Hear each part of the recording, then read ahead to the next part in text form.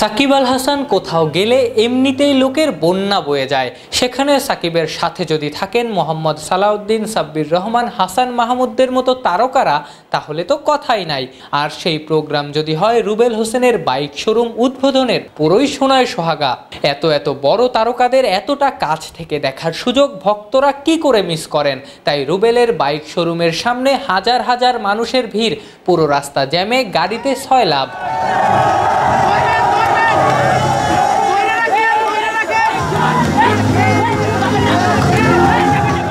রুবেলের এই বাইকের ব্যবসায় নামার পেছনে শুরু থেকে শেষ পুরো জার্নিতেই পাশে ছিলেন সাকিব। মজার ব্যাপার, নিজেই বাইক প্রস্তুতকারী কোম্পানির সাথে যোগাযোগ করিয়ে দিয়েছেন। আমি ছাড়া খুব বেশি মানুষ জানে না যে ও এটার পেছনে কতটা সময় দিয়েছে, কতটা পরিশ্রম করেছে। ওর ফুল ডেডিকেশন এখানে।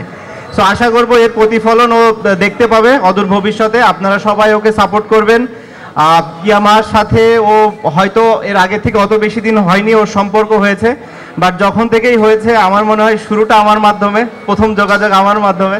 সো আমি একটু ক্রেডিট নিতেই পারি এই যাত্রার।